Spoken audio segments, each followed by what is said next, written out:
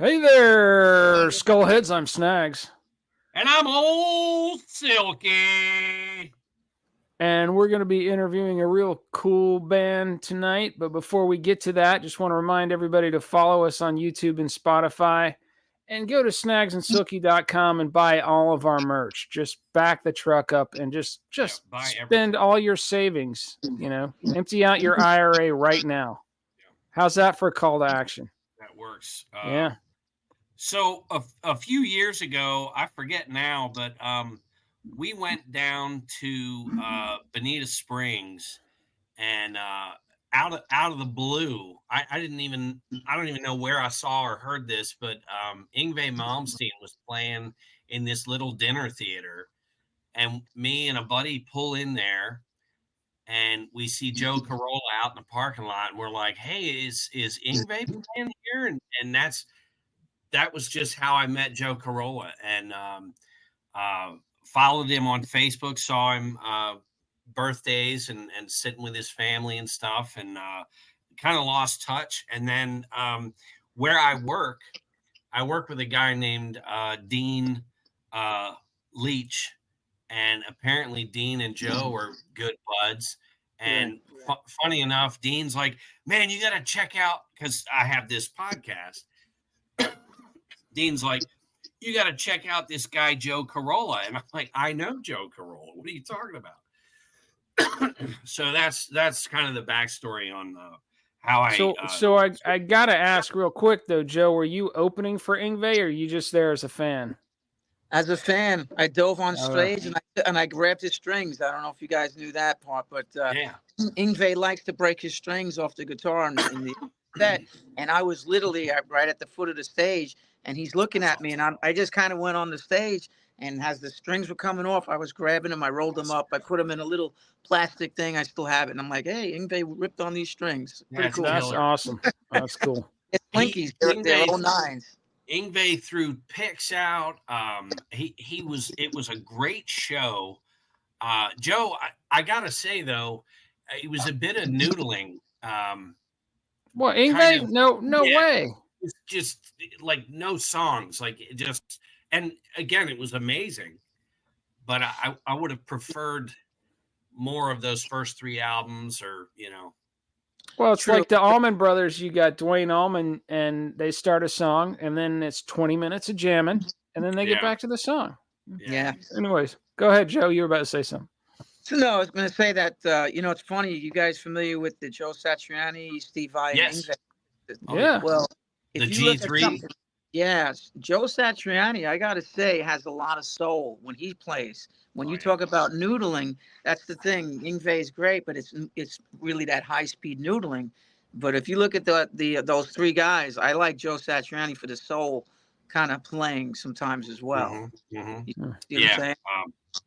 Yeah, Joe is filthy with a lot of his. I will say, Joe doesn't write riffs.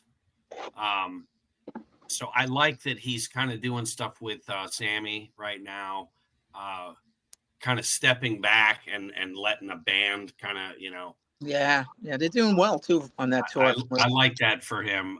But he does have a massive following. I think he's a guitar player. You remember? I don't know if you remember, Silky, but when Surfing with the Alien came out, we was you, me, and Mike Choice at the time. We went right down there. The buzz was incredible. People were like, "You got to go see this guy." We caught him in a small club, Cotton Club in Atlanta, it was something, or it was I can't remember the name of it. Small club in Atlanta. Yeah. Where we saw Lou Reed, same joint. I forget the name of it. Yeah. Anyway, so we're here with Dust of the Earth. We've got Joe Carola and Eric Christensen, bass player. Now, Glenn Dove is your drummer? Correct. And Glenn, I'm not sure if you guys know, he was on tour and he was a part of the Ram Jam group. Oh, no, you know Black Betty, old Black Betty? Yeah. That's Glenn. Yeah, look him up. Glenn went on tour with them. Are you serious? That's cool as shit. Yeah. Look it up, Glenn.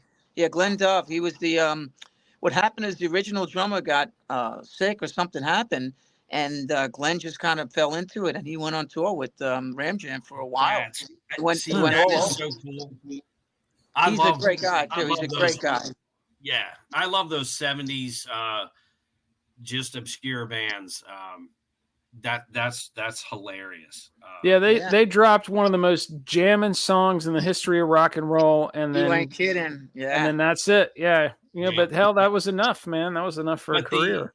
I will say, if anyone listening has a chance, check out the Black Betty video, because they're out in the country with a bunch of just groupie chicks, and it's a bunch of hippies. It's a bunch of hippies in a yard. Yeah, it was like a short film they made back in the day. Yeah, you can tell they were getting down. Great song. Pretty hard. Great song. So let's go right into this. The EP, "Man of a Thousand Faces," is like a storm coming in from Sabbath's first album. You got a slow intro. It kicks into just this heavy riff. Vocals, to me, sounded very Ozzy Bon Scott style. Very catchy riffage throughout. I heard kind of Maiden, Ozzy, Sabbath, AC/DC, Lamb of God, Slayer. That was really just a great intro to checking a new band out, because we all kind of go, oh, all right, let's see what this sounds, We were just hoping it wasn't pop metal, and it wasn't. It was fucking heavy. Yeah. It was good stuff. Yeah. Appreciate that. Yeah, I try to bring the old school, man. That's where I come from. Like, I'm not hiding behind that at all. So what's kind of the story behind "Man of a Thousand Faces"? It's a story about a dude that basically wants to live forever. So he kind of says, "I'll give you my soul if you let me live forever." And once he receives that, he realizes he goes through life, and he doesn't want to live forever, but he made a deal, and now he hates it, and he's got to live with it. So that's kind of really what the song's about, That's very cosmic. You think of different Faust, I think, comes to mind. His deal with the devil and shit. But all right, so that's "Man of a Thousand Faces." That opens the "Born of Dust" EP, and then "Eyes of Sorrow," track 2, real chunky groove, great vocals. This is probably my favorite on the EP. Really like this song a lot. What's the backstory on this one? Okay, that's a good one. The story on that is 4th of July. Okay, fireworks, blah blah blah, going on. I'm outside doing fireworks. Okay, we're just getting ready to go to Florida on vacation. I'm 13 years old at this time, 12 or 13, and I do all my fireworks. My mom says, "Hey, go around the corner, get your brother, because we're getting ready to leave to Florida, for vacation. Car's all packed." I did my stuff. I was in the house. All right, I'll go around the corner, get my brother Dominic.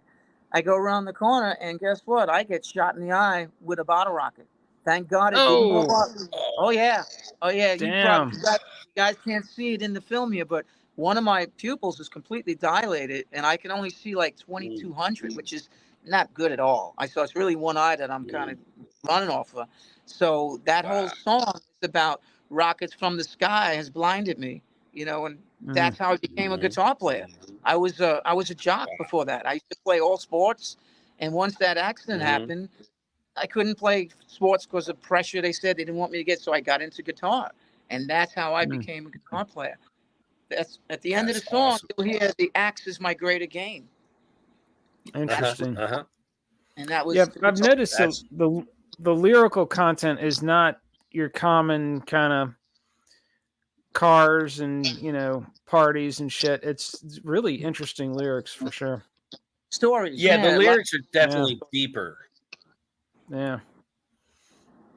All right, so "Broken Chains," track 3. This is kick-ass driving drums behind a wall of riffage again.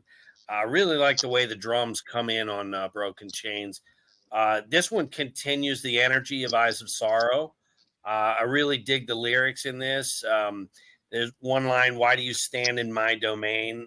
I just really like that, and just guitar throughout. All three of these songs, a real prevalent part of the song, almost in front of the lyrics, is just the bass. The whole band, just you guys really gel together well. I just want to give give Eric some love back there.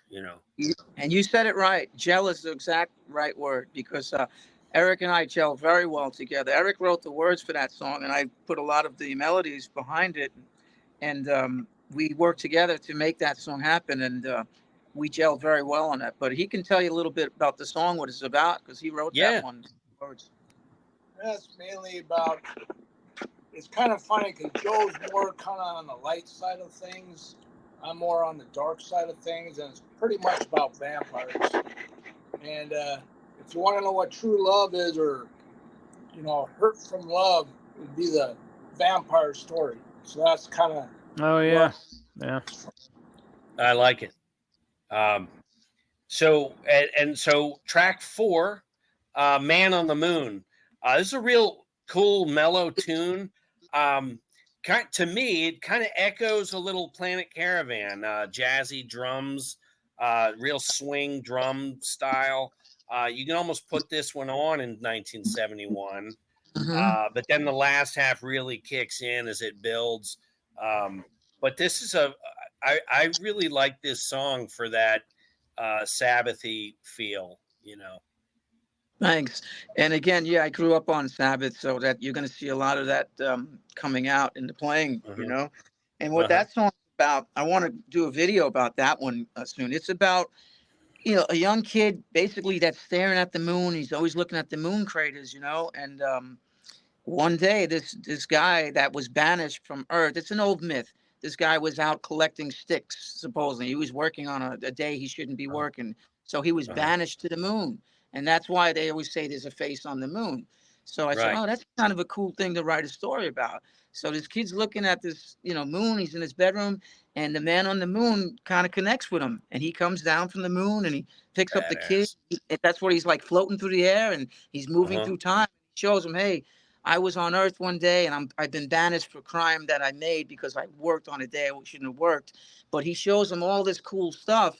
And the kid's like, man, it was the greatest thing that ever happened to me. He picked me up. He showed me what he was about, and he brought me back. So that's kind of where that one comes from.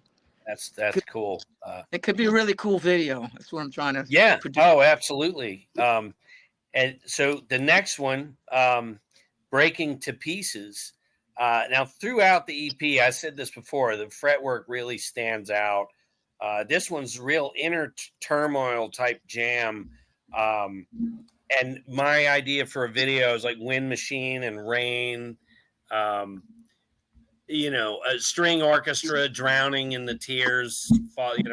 They're in a room playing and the water just keeps getting higher and higher. Yeah, we'll be looking for that video on YouTube next week. But this one's a real mature rocker. I dig it a lot. It's a fine line because it could either be schmaltzy and like, oh my God, what is this? But it's not. There's some meat here. It's not some two-dimensional thing, And I like the strings. It's subtle enough where you're like, is that strings or what did you guys do there? That was strings, yeah. That was a guy named Tim. Tim is our string guy, and he's not really a full member because we're basically a power trio. But for stuff like that and maybe live, we'll bring him out and stuff. But those are real strings and synthesizer on there. He's actually a cello player. He's an amazing cello player, this guy. Yeah, that's cool. You're hearing some cello on there too. Yeah, it adds a little maturity to just a balls out riff EP. Here's some strings. I like the you pulled it off to say and then Dust back to just blistering groove. This one's a real ripper. Extremely catchy. I really like the riff on this one. Lyrics are great. My advice, when you get through this song, just start the whole EP over again. So that's my take on Spotify. You can just put the thing on repeat, and there you go. Loop it, just loop it. Loop it. Yeah. So that's the breakdown of this EP. Do you have any upcoming tour plans or projects in the work? I know you're going to do part 2 in October. Correct. We're in the studio now, and we're about, I'd say, 80% done. Okay, we've got a lot of rough tracks are done. I just still have to lay the vocals, and it's got to be mixed and mastered. And that's going to come out. It was supposed to come out September, like I think I mentioned to you, but now it's going to be like October, early November, and we're going to have a release party. Looks like at South Beach over here, South Street. Okay. I don't know if you're familiar with that in Naples. It's a nice venue to play in. So I definitely have to get down there for that. Yeah. Trying to do a release party there, and that'll be in October. How are you going to do this? Is it just going to be a second EP, or are you going to reproduce 6 songs and make them? I think this is a part 2 kind of thing. It's going to make this maybe the album at this point, because everything from the EP will probably be on this with the other 8 songs that are coming out. It's going to be 15. I think it's 15 songs total that we're going to have on this album. Are you going to redo any of the 6, or it'll be the same? At this time, no, it would be the same. It would be the same. You know, we might think of do something live down the road. I don't know, but right now it'd be those 6 and the additional 8 that we've got coming. Do we have an album title selected yet? Well, it was Born of Dust. It's gonna okay. So now that the EP's been known as Born of Dust, we may have to do some adjustment on that. Yeah. You know? So that's where we're at with that. But we've got, like I said, 8 new tracks that we're doing that you guys would probably really dig as well. And again, they're all a little different, which is cool. Like some of them are really bluesy, some of them are really heavy, and some again could be, light. So we try to. A couple are Southern rock, I would say. Yeah, we've got a song called Hangman's Call, and I really think you guys would dig that one a lot. Channeling some Dwayne Allman for us. You know what, Dickie Betts? Yeah. Dickie Betts, yeah. That all sounds very promising. I like that. I wanted to say about the EP, it's not all one song. Each song really stands out. They're their own people. It's not just a blend where you can't tell what song is this, or you're bored with it. Each song, I mean, it holds you through the whole 30 minutes, and I got to the end and like, man, I just got to hear that again. It's that good. Cool. So appreciate that. That's what we tried. Well, let's zoom out a little bit and just tell us a little bit about the history of the band. Like, how did you guys how did the band originate, and tell us the kind of the story from then until now, how you got to this point. Okay, well, I'd like to also note that when I moved to Florida, I was in a band called Dakota Rose, which was played all over New York, Tri-State area. Back in the day. And when I moved here, I was trying to form a new band. It was really hard to find guys. I went through a lot of people, especially where I live now in Naples. It's not really known for, like New York was, Long Island, a lot of musicians. So that was a challenge. And I went through a lot of folk before that. And then we have a thing here called Band Mix that I got on. And that's where I found Eric. And, rang him up, and we got together, and we realized that we gelled. And then we went through, I don't know how many drummers until we got Glenn Dove now, who's really solid. And that was an issue. And that started, I'm going to say, 2012, 2013, right? So Dusty Ricks started somewhere around that time. And you had Anthony Carola playing drums briefly. That's my son, correct. Okay. Son. And so what happened there? You're doing the Eddie Wolfgang thing there. Yeah. Well, he's a great drummer. He's a beast with the double bass pedal. Joey just basically is going in a different direction. He thinks we're not heavy enough for him. Oh, okay. If that tells you anything, he's into a different thing. Yeah. Well, I work with these guys, and they're, I do 2 weeks up top and 2 weeks down in baggage, and down in baggage you can play music, and nobody wants to part with their phone, so it's kind of nice. I get to do playlists all the time, and these kids are like, hey, who is this? And I'm like, this is Black Sabbath. And just different things where you're like, oh my god, what do you mean you don't know who Aerosmith is? Right. Yeah. And it doesn't always have to be Lamb of God. You have to different textures. The heavier stuff sounds heavier if you play the Allman Brothers for a little while, or you have to move around. Correct. Mix it up. Yeah. It's for me, it's melody. I've said it over and over. Melody. That's what makes a great song, and a great song will always be a great song. But it's melody. It's really that's the challenging part. I think if you can grab some with melody and a feel, then you got something as opposed to just blaring out, full blast. Like you take Dimebag Darrell, who just had these just insane riffs, and Pantera, even Damage Plan, and I think Damage Plan was his best guitar work.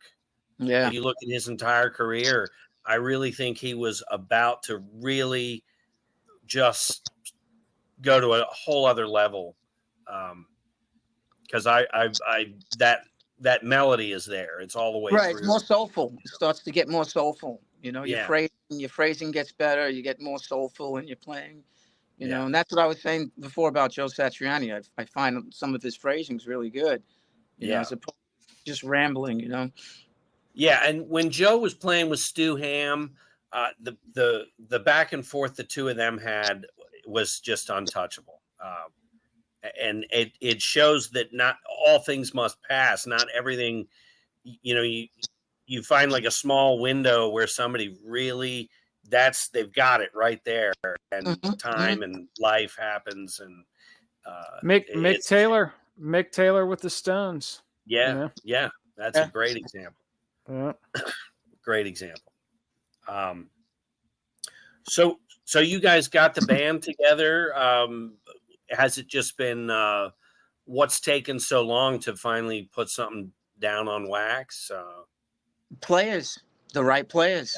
Like I said, because we're a trio, and when you're a trio, everybody's got to really pull their weight. It's like that. And if you don't have the right chemistry, it's not going to work. And then you get into drama. I hate to say it, but there's no drama in this band. There's no room for it. It's about the music.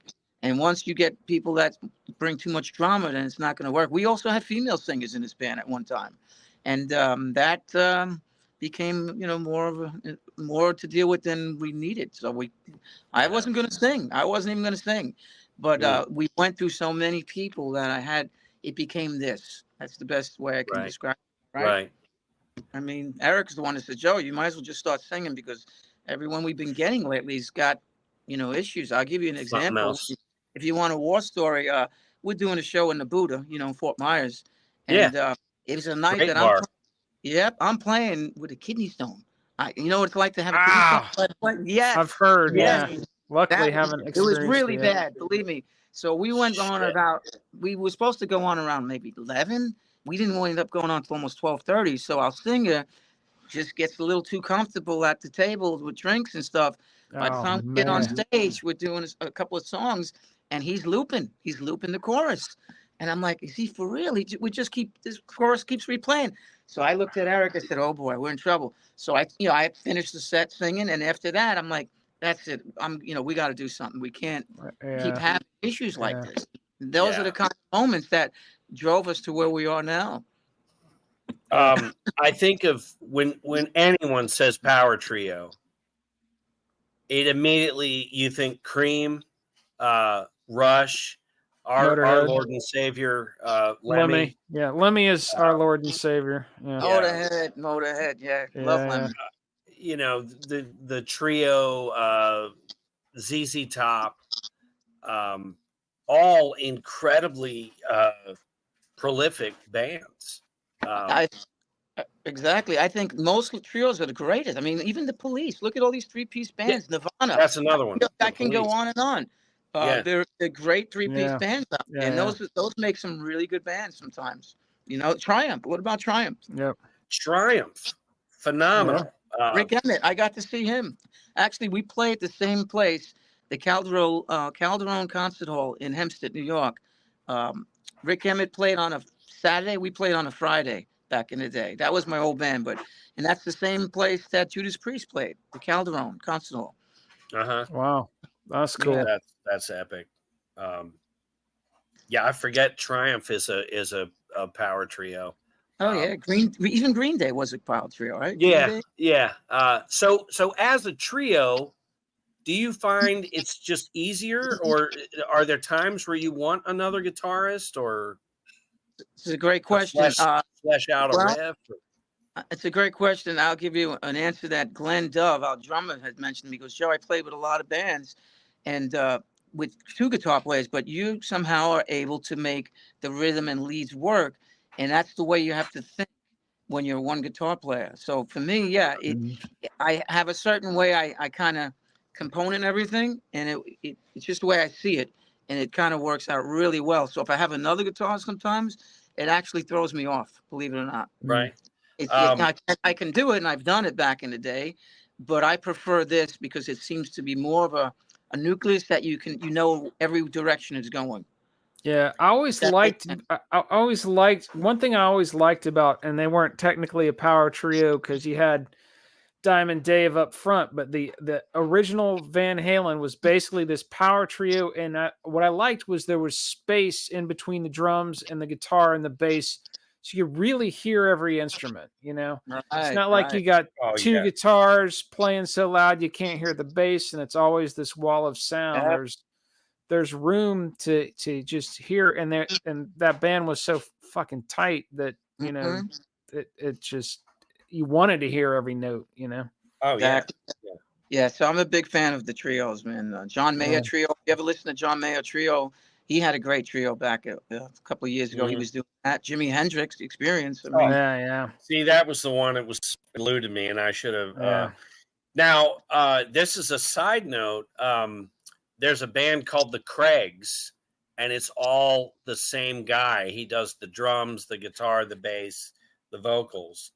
And except he can't. He's talking about my band, and my band has a musical talent limit, so where the songs are not publicly available. But you don't argue. You don't argue with the bass player. Yeah, no, I'm actually sitting in this room. The drum set's right there, and the bass and the guitar over there. But it's easy to get along that way. Yeah, it's no easy, drama. You don't no have drama whatsoever. The Yoko. You don't have the Yoko effect where right. Yeah, you can yell at yourself, right? Yeah, right. So where are we at? Well, let's talk about just origins and influences. Eric, do you want to chime in on just what made you ever pick up a bass guitar? Obviously Lemmy has to be an influence, but we can talk about other. Yeah, we're just gonna already assume Lemmy, but other than that, who influenced you? It kind of started back when I was younger, in my 20s. I was at a party, basically a kegger, and they were jamming, and they didn't have a bass player, and they asked. I got up. I said, "How hard could this be?" And the guitar player says, "Just follow my fingers and keep a rhythm." And that's pretty much how I started. I was back in Montana. Then I moved to New York, and I got into a death metal band, and that's kind of where my love of metal came about. I like Viking metal. I like Amon, Ameroth, Fear, Arch Enemy, that kind of bands. Okay.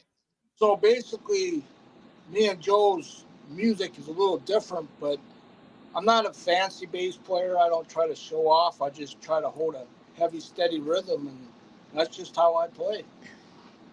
That's great. And do you I want to ask, like, you're in a band, you're recording all of, you're doing it, you and Joe. Do you still listen to new bands? Are you still impressed by new bass players? Or are you, as you've gotten older, are you kind of only listen to your staples, your core people, and I actually listen to everything. I kind of like classical music. Pretty much everything I like. Country. The only music I won't listen to is rap, but right? I take a perspective off of everything, and I just, I like all music because it just kind of, if you're in a bad mood, it kind of makes you at peace. You know what I mean? Yeah. Oh yeah. If it wasn't for music, I think I'd be in prison. Yeah. Personally. It's nice that I met Joe because I was in a lot of cover bands, and right. So when I met Joe, he kind of made me step outside the box, and so instead of playing 3 or 4 chords throughout a whole song, now I'm having to learn different parts, and some parts I'll follow him on, or I'll just do something totally different. But we just gelled, so. It's kind of nice. It's crucial to find that, and I think there's some people. I mean, you take even Dave Mustaine. He's managed to put out all these amazing, stellar records, and so many people have played through Megadeth, and it's a shame because you do definitely hear a core sound, but I always felt those first few albums, the bass player really you knew who you were listening to, but I digress. Joe, what about bass is an important component for sure. What about your influences, Joe? Okay, well, like I said, I started at 13 years old after that accident, and my influences were obviously Jimi Hendrix, loved Hendrix, Zeppelin, big Tony Iommi Sabbath fan. Then I fell in love with Randy Rhoads' work. Iron Maiden, loved them, Scorpions, but those are my roots are in those bands I just mentioned to you. Those are it. That would be it. That was my, I just wanted to play as heavy as heck. And then I love Richie Blackmore as well with Rainbow. Oh, yeah. I was saying earlier that The Gates of Babylon really, really did something for me when I heard that song. I just love that Middle Eastern kind of texture that he was doing on the guitar. That's on Long Live Rock and Roll, right? Yes, and you're gonna like Planet X, which is one of the new songs in the next part of the album, and it has that vibe to it. It's got that, That's maybe awesome. I might be able to play at the end of the show here for you, and you could hear a little bit. I don't know what it's going to sound like, but I'll let you hear a couple of little tracks. Sure. But, yeah, those are my influences. I wanted to learn how to play as like how do I say it? I wanted to play mean. Like, how do I get this guitar to really bite and give me some good meat? And that's kind of like the way I like to hear it. And then I go sweet as well, That's great. And then, do you have any road stories? I mean, I know you toured up in New York. You've been in the business for a while. Tell us some of the most entertaining things that have happened to you on the road. Okay, well, I'll give you one. My dad worked at NBC television. He was a boom operator for NBC on the Saturday Night Live show, SNL. So we can do a whole podcast about that for real. So anytime a band came up, they usually rehearse on Thursdays. He would call me up, say, Joe, you want to come and check out Queen, for example. I went up and I met, Queen, hung out with Brian May. That's wild. The best story of all that I'm going to tell you in short here is Eddie Van Halen's on the show because Valerie Bertinelli, she was going to be the host. So Dad calls me up and says, hey, Eddie's up here playing guitar. So I come down from Long Island. I go to SNL. I go up in there, and there he is. He's had about, I'm going to say, had a case of Heineken on the top of the piano, all empty already. I got there around 4:00. He was playing so great. The one mistake I made, I brought my girlfriend with me. Big mistake. Okay? Yeah, check it out. So Eddie's done playing. We go in the green room. So I'm talking to Eddie about guitars. I said, yeah, I play Chauvel. And this is the nicest guy in the world. Treated me like he was my best friend. We took some photos and all that. And then he goes, hey, man, you want a beer? I said, no, actually, it's like 6:00 now. I go, I'm going to go down to Little Italy. My girl wants to get some dinner.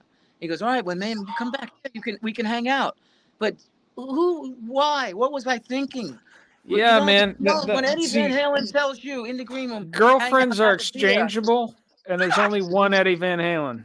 That's so stupid. You know, Yeah. in a way, I'm ashamed to even say it, but it's the truth. So I'm letting you know that's a really great story. But the guy was the greatest guy the moment I hung out with him. So that's a great story. That is awesome. Wow. I gotta mention, and I've mentioned it before, but not to you, and it's kind of relevant. I never saw Nirvana back in the day when they were huge. Never saw them. They're coming through town, through Atlanta on the In Utero tour, which in retrospect would be their last show ever here. My girlfriend's managing the local college radio station, has a ton of tickets. Free. You want to go see Nirvana for free? I was like, I'll catch them next time. I forget what it was. I wanted to watch something on TV or something. As a real good night episode that night that he needed. Yeah, I had to watch. There's a Seinfeld episode I couldn't miss that night or something. Hey, I can tell you, there's many times I hung out with my band and we were doing shows. We'd play a place called Lemore's Far East, and that was in New York. Lemore's. I don't know if you guys ever heard of that. But anyway, Dad again would call me up. Hey, this guy's on the show. You want to come down? I said, nah, me and so-and-so, we're going to hang out tonight. We're playing this show. Like what you just said, blew off awesome opportunities. But, what are you going to do? Young and dumb, Yeah. Joe, who is the guy that played on Saturday Night Live's band, the blonde guy, was always shredding guitar? Okay. Yes, I met him and I hung out with him. Oh my God, what's his name? What's that guy's name? He's GE something. I Hold on. Let me ask my AI bot here. He's amazed. That guy. He's really good. He's really good. Oh God, what's his name? He played with a lot of people too. Did he? Yeah, he played with. I think he backed Steve Stevens in some of his. Okay. Yeah, because you only see him on SNL back in the day. GE. He's called GE. GE Smith. That's it. Yes. Was it Smith? I knew it was GE something. Yeah. GE Smith. Yeah. I've gotten the same elevator with a couple of times. Yeah. Right. So he has just this gig where he just jams on the outro and intro, and then he's got to be doing something else, I think he's like a studio kind of musician, to tell you the truth. Okay. Yeah. Because he does a lot of work for studio guys. I know that. Okay. Too. Well, that's good. At least he's doing something, because, that's one hell of a guitar player. He's great. GE Smith is great.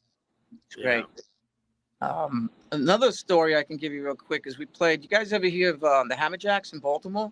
Yes. And Hammerjacks, I grew up in Baltimore, Severna Park area. And every early 80s, a band would come through. You'd be listening to DC 101 or 98 Rock, and tonight at Hammerjacks, and you're 11. You're 11. You're like, fuck. You're too young to go, and I'm sure it's long gone. I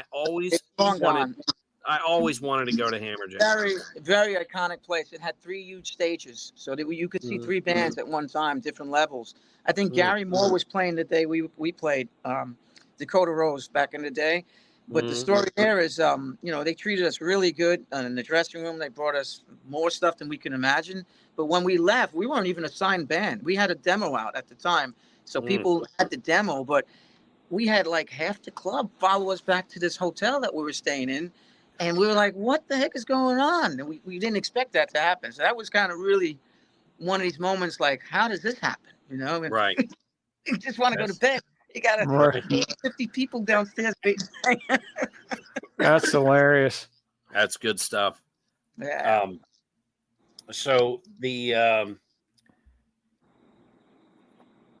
is anything else going on coming up? Or are you just concentrating on this album and what's going to happen from there? Correct. The album is where it's at. We're like I said, we're recording now. We're almost done, and we want to get the whole album out, and then we're going to start shopping it to a lot of record guys and stuff like that, seeing where we could go. There's a few people in Europe that might be really interested in this, and that's our hope and our goal is to try to get on some of these festivals in Europe and get that exposure in front of some of these other bands. And that's kind of the angle we want. We want to get on some of these festivals. Yeah, that's what I was going to ask, was the touring once the album drops. What are the touring plans? But that's what it sounds like. You're going to aim for festivals and European distribution, maybe. Correct. I think of Stet Howland's bar up here. 10,000 views. 10,000 views. I think that's his band over here. Well, and he was with Metal Church, right? Yeah, he's still with Metal Church, but I think he's also in a local band here called 10,000 Views. Okay, but he's got this bar, and I'm actually going to see Grin Cynic. They were on our show. Grin Cynic's playing, I think September 6th or something like that. But I don't know what kind of connections Stet Howland has, but that's. I mean, you've probably got a good network, though. We know a few people. I met Stet a couple of times, and that's one. He's on our list to go up and try to play a show over at his place, but I haven't. Yeah. Like I said, we're in the studio trying to get this stuff done. Yeah. So I want to present the whole thing as a big package instead of just 3-4 songs. So that's. Yeah, it would definitely be smarter to have a full set, and just the production. It sounds solid. It doesn't sound like a demo or anything. I don't know if anyone would tweak it once it got signed. I mean, it sounds pretty damn good. Yeah, that's up to whoever, like you said. Yeah, if we get signed and they want to go back in and redo it, I guess we could. But yeah, for now, it's pretty raw enough to know what it is. It's defined enough, I think. Yeah. I mean, it's not two guys in a singing into a can. We played a couple of shows in the Haven, which is in Orlando. That was like a year or so ago, and we had very good response at that show. A couple of folks, they said, for a 3-piece, again, here we go. They said, you guys sound huge for only 3 people. They just couldn't understand it. Well, that's, he plays a really fat bass, and I try to, jam out, and this is what we do. Mm-hmm. So that's the sound we're looking for, that a big sound. Do you on this EP? Do you play? Do you have like a second track of guitar, or is it all? No. This is, we throw down a rhythm. Everyone does this. We throw down 2 rhythms. So it has the rhythm that you hear. I'm playing that rhythm, but then I'm playing it again. It is a double. Right on top of it. Yeah, and then the solo is 1 shot, 1 take solo. So so it's it just sounds so thick. It's I'm like, is there a second guitar player? Oh, that's it. And live, that is how we try to sound still live, because there's a certain way to play with open strings and stuff. Where Tony Iommi, if you look up, he'll tell you that too. There's a way that you do, and you can make it, the guitar sound a lot fatter. Drop tunings, and open strings. Another place you guys AC/DC. I noticed a lot of their songs are open chords right at the end of the neck. Correct. And it sounds so freaking heavy, and it's just 2 strings. They're ringing. It's amazing. Strings are ringing. Yeah. And we play a half step down as well, so we're playing like an E flat. Mm-hmm. Which that's again, that gives you a half step lower, like Sabbath did, and Stevie Ray Vaughan, Eddie Van Halen played E flat. A lot of those guys play E flat. I think any of the Kiss songs I've learned are always tuned down a half a step. Yeah, it helps the vocal too. Oh yeah. It doesn't come in as heavy. You don't have to go as high. Yeah, you can. It helps that that register. You don't have to go as high sometimes. Well, you have your voice. Honestly, was kind of reminding me of Geddy Lee a little bit. Is he an influence? No, but I've heard what you just said. I've heard a few times before. Yeah. Love Rush. I mean, I love 2012. I love all that stuff. The Passage to Bangkok. I mean, I can go on. Tom Sawyer. Yeah. But no, he was. I'm not going to say he was an influence. No, I like Rush, but similar, just naturally similar. And then the other band I got to ask about, because just hearing it in the music, is Metallica. Is there a Metallica influence at all there? on the musical side? But I have a great story for you from Metallica. All right, let's do it. There was a music building in Jamaica, Queens. It was an old apartment building, and it was called the Music Building. They turned it into a studio. Every layer, that's where we did the Dakota Rose demo. So one floor was like a studio where this guy's recording. Another floor is where people are rehearsing. Well, guess what? Metallica was staying in that building at the time, and they very poor at the time. They're just starting to come out. Is this the building in which they kicked Dave Mustaine out of the band? Probably so. Yep. Were they playing with Exodus, doing a show with out there with Exodus? Yeah, that's probably when that happened. This is 1989. Yeah. So 89. That's way later. Yeah. Yeah, this is 88, 89. Okay, this is later. Yeah. So we're in the studio, and they're there on another level. And Anthrax is also in the building at this time because we heard Anthrax was kind of helping out Metallica with whatever, financially, who knows. But we were playing a couple of tracks, and we know for a fact Metallica was hearing us. We were doing a Turn the Page. Okay, when did Metallica come out with the copy of Turn the Page? Oh, yeah. In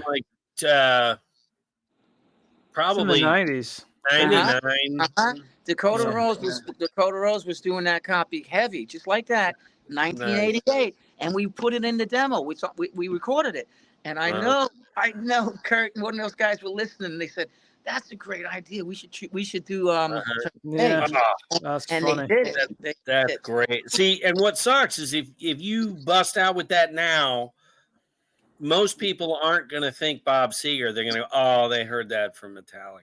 Exactly. Yeah. Who's Bob Seger? Right. Yeah. That's funny. Yeah. And there's another song I have on there. I think it was Guns and Whiskey. I'm not sure how this song was. Again, that's a Dakota Rose thing. But the part of the riff has a little bit of Enter Sandman sound, like and that was way before Enter Sandman. But again, and my bass player Eric, when we did a reunion show not too long ago in New York. Eric came with me, and my old bass player, even told Eric, right? He says, Metallica kind of was listening to Joe's riff, and I'm telling you, Enter Sandman was kind of what he was playing around. So, so anyway, that's man, they owe you some money, man. Yeah, about that. I'm waiting for the check in the mail. Yeah. That's so wild. I can relate to that. Snags and I used to draw these cartoons way before Beavis and Butthead, way before, and we never got off the ground with it. We made short film. This is when we were like 19. We were making these short films. So just two kids doing insane shit. Total Beavis and Butthead. And then when that comes on MTV, we're like, hey, wait a minute. Oh man. Yeah. We were Bill and Ted way before Bill and Ted. Yeah. It's a damn shame. And then Joe Rogan is trying to steal our thunder. Oh, Joe Rogan's totally ripping off our podcast. Yeah. Telling you. Well, just keep it going. You guys will gain. You'll gain fans. Just keep going. Yeah, this is episode 75. So you're coming in. I saw it. Yeah, I just started following you, and I saw it. Yeah, it was 74. Today's 75, right? Yeah. This will be our 75th. Good for you guys. You got to spread the word. Well, I'm gonna do. I got to put this on one of my Facebooks, and Eric, you can put it on your Facebook as well. And we got to let people know. Yeah, definitely help us pimp the show. I was going to play the lick, but I didn't have a link, so there was nothing to really post. Oh yeah, we'll send that to you. We'll send you a link. Yeah. At part of the show, here's El Condor. All right. All right. We got mugs, we got stickers, we got anything, you name it. We even have our own planet coming soon. Snagsandsilky.com. Check out the mail, buddy. Next PR guy. Yeah, he pimps the merch. He comes in and pimps the merch mid-show usually. Oh yeah, he won't let you walk away without buying anything. I'm sure. Yeah. No, he wants you to buy everything. That's it. Just kind of happened. He will randomly interrupt the show. Love it. El Condor merch. Yeah. Great. So, are you going to play us a little bit of Planet X? That's what I'm going to do. Yeah, now check it out. I'm going to move the phone slowly so we don't get much noise. Do you guys see the screen right here? Yeah. Okay, cool. Pro Tools? No, this is Logic. Logic. Okay, let me find it. All right. Hopefully I have it up here. Okay, here it is. Hold on. Oh, make sure I got it. Hold on. Nice drum sound. Yeah.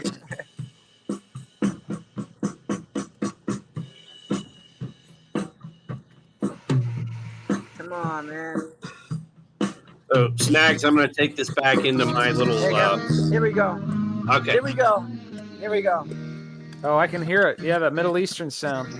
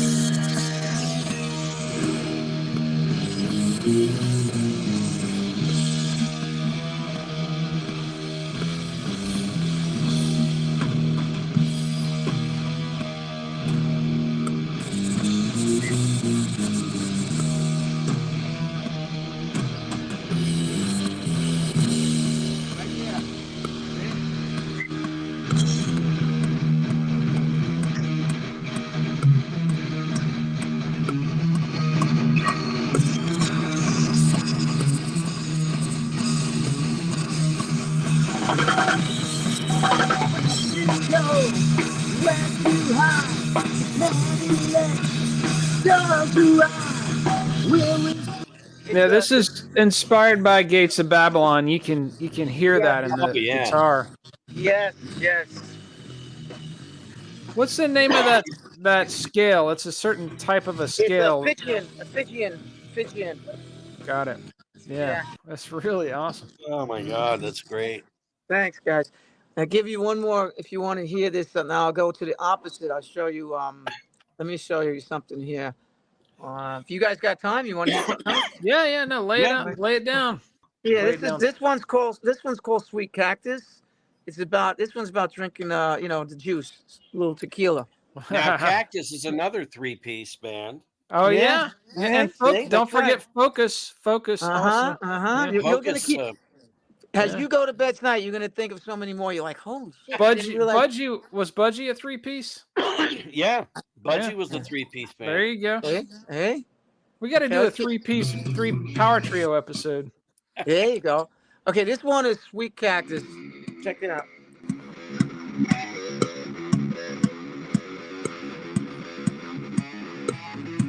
That's a filthy riff there. Yeah.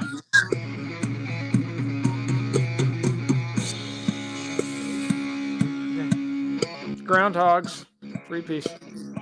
Yeah.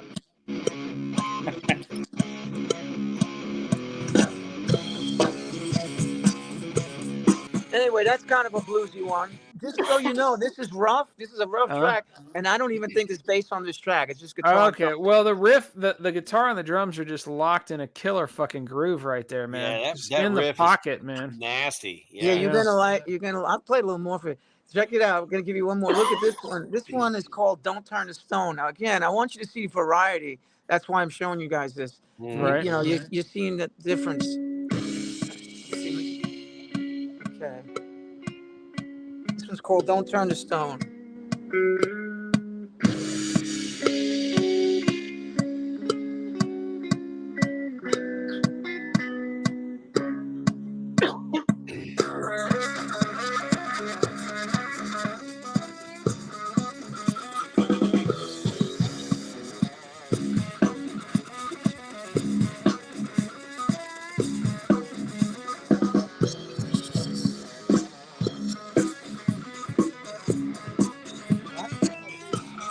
So that was "Don't Turn to Stone." And again, it's not even based on that one. It was not even a scratch vocal. And then this one, show you another quick one here to listen to. This one's called "How Long." This is kind of cool. I think this is based on this one. Let me get this one now that the system's cooperating with me. Okay. Yeah. Oh, there you go. Yeah. Oh, this is based on this one. That one's full. That sounds like. There you go.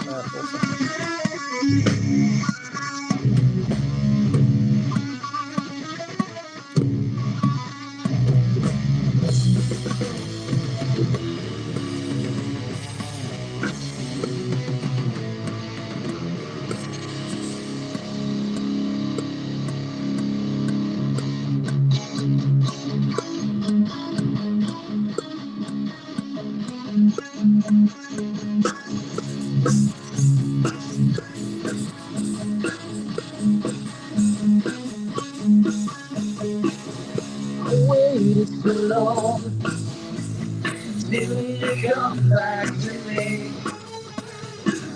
I lost in the glass, the pictures remind me of you. Yeah, I think you guys could play the ranch or Yeah, Stet Hallen's got a little bar. I need to go there. yeah. But yeah, you know, this is what's going to be out there soon. But like I said, it's all in production now. But we want to do at least a good 90-minute set, you know. Yeah. But Now, I wanted to would give you you guys a little taste of it. I like it. Good shit, man. Really good and in line with the other 6 songs, you know, as far as you know, content and everything. It's a good balance between, you know, nice riffage, but, you know, couched in good songwriting, you know. It's important to have that balance. Thank you for that. Yeah, we're trying to make every song really is a story, you know. So I could tell you every song that's been written there is a story. It's not just, you know, hey baby, you know, shake your booty. Yeah. It's a lot more to that. 3 chords and you know, yeah. I like the so you're gonna do a 90-minute set. Obviously most of the album and then just throw some few covers, yeah, a few covers, yeah. What kind of songs do you cats cover live? We did the Kiss. What is it? I was Made for Loving You by Kiss. We do that in kind of a different style. Yeah, we do We Rock by Dio. Oh, that's a goddamn, that's a good song. I bet you guys ripped that one to shreds. What else? Diamonds and Rust, Judas Priest. Oh hell yeah. Yeah. A couple of those, and primarily it's original though. You know, I'm going to say 85% of the show is original. Yeah, that's always more impressive to me.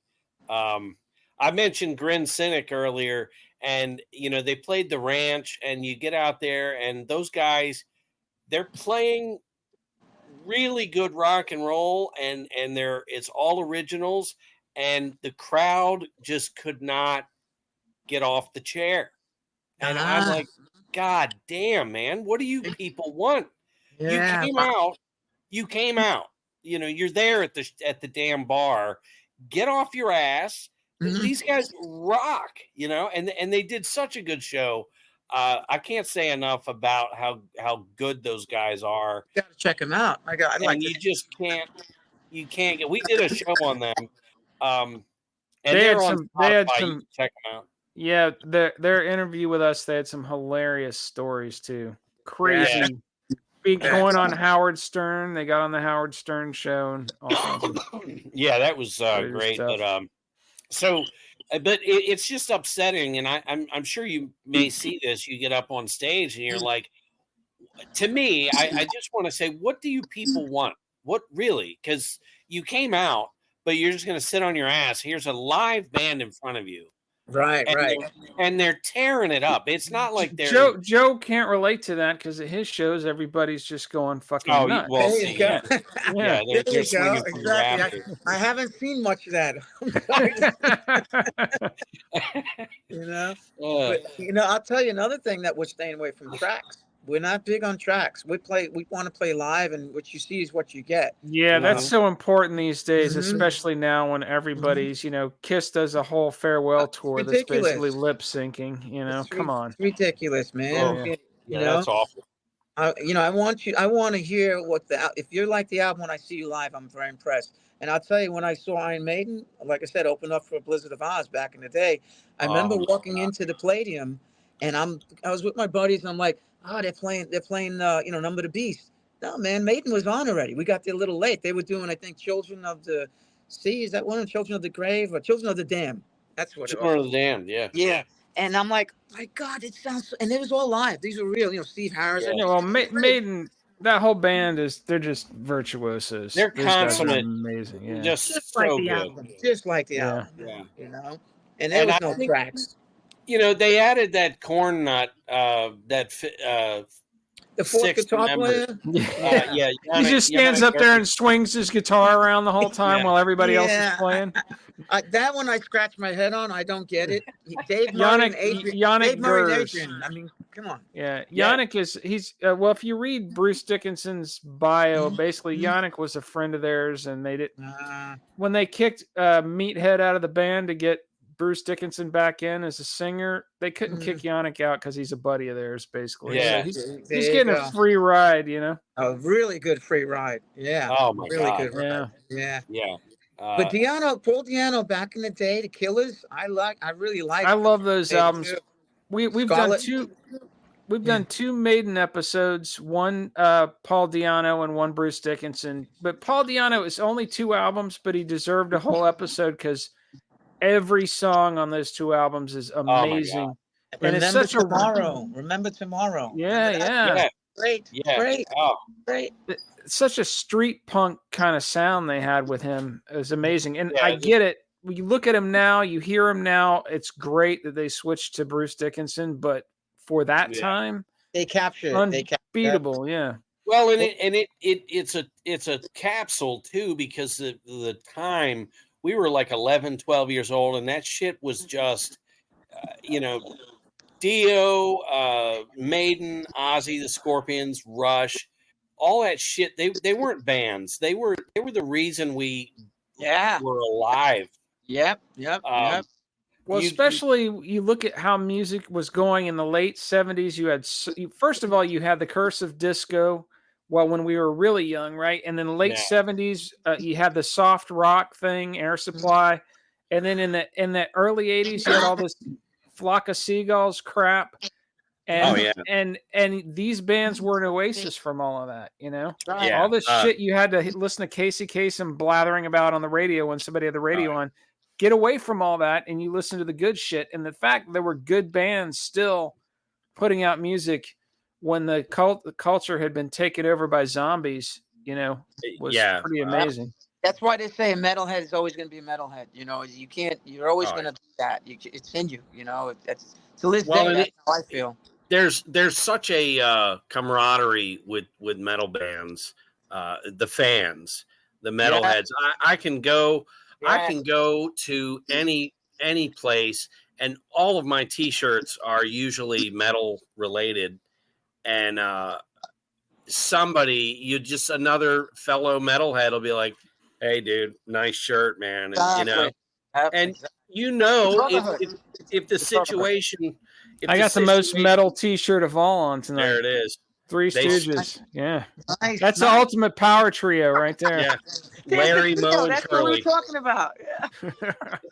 Yeah. No, but if the right situation came up, that you and that dude could go have a beer, and it just, it would just be a fellow brother, the Iron Maiden song, "We're Blood Brothers." It's what it's all about, It's true. It's true. And most of the guys that I have met in the business that are in bands, so far no one's really let me down to where they were like, a jerk. You know what I mean? They're pretty cool. So you just gotta stay away from the hippies. The hippies are the ones that'll always let you down. Just stay away from hippies, and you're good. We were both raised by hippies. That's when we first met in high school. It was like, oh, you were raised in the wilderness too? Flower child. You flower child. God damn, man. Just stay away from the hippies. I narrowly escaped being named Free. So God knows. No. Can't have that. His mom thought he was John Lennon's love child. She was convinced she was with John Lennon for a while. Never met him in reality, but I mean, so when John Lennon died, I had this moment. I'm like, "What do you mean my dad's dead? What?" She came into his room and said, "Your dad's dead." Oh my God! Oh my. Yeah. Well, they had some really good stuff back then, huh? Yeah.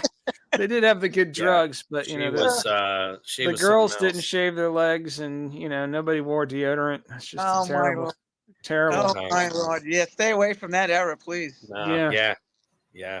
Any movement that produces Charles Manson has got to be suspect. That's all. You gotta. Yeah, it all went to shit. But Charlie boy, the cult. That's the cult. Yeah. But anyway, Well, I definitely want to have you back in November, maybe when everything wraps. Soon as we're wrapped up and I got everything mixed down, you'll be the first to know it. And we're trying to get the release party date going. And I'm definitely invited. And you got to, love to do another podcast. You guys are great. Yeah, for sure. I'm so when the glad this album's went out, well. let's go through it on the podcast, talk about all the songs, because just from that preview, I can tell there's going to be a lot of interesting shit to talk about. Yeah, I mean, and we try to get a word in with Eric talking through the whole damn show. Yeah, Eric, you got to talk less next time, because really, seriously, how are we supposed to? I can't get him to shut up. I can't get him to shut up. It's terrible. I don't have much to say. It is what it is. Yeah. But you'll be interested when you actually meet me and Joe, because Joe's about, I think, how tall are you? I'm 5'4" on a good day, man. I'm Ooh, 6'. yeah. So. Yeah, he's 6'6", I'm 5'4". That's another thing that's going to blow people away. We're so unique looking, you can't forget us. You talk about Beavis and Butthead. This is a team that you wouldn't match up. Trust me. No, it's great though. The bass player, you think of just John Entwistle just standing there, just doing it. The Ox, man. Big E, just holding it down. Mm-hmm. So it's funny. I tell you a quick story. Ronnie James Dio had mentioned this. You could look it up somewhere that he wouldn't want anyone really too tall in his band. He said when a guy came to audition, he goes, I hope he's not too tall because I can't have him. Because Ronnie was a short guy. He was short as shit. Yeah. And the thing, I remember the day that Eric came to my house here. First day, he came over. I'm like, oh, okay, because I didn't know what I was getting, what he looked like. And I see this giant guy. I'm like, well, you know what? I'm going for it. See if this fucker can play. Yeah. To quote Joe Perry, let the music do the talking. Hell yeah. So, well, I think that's it, man. We'll have you hang out while he shuts down, and we'll make sure everything's straight. Yeah, let me end the recording. So we'll say goodbye to the audience. All you cats out there, we got a lot of cool shit coming up, and we'll have these guys back when the album drops later this fall. Yes. DOTE, Dust of the Earth. Thanks, you guys, for having us. You guys are great. Peace out. Deuces, everybody.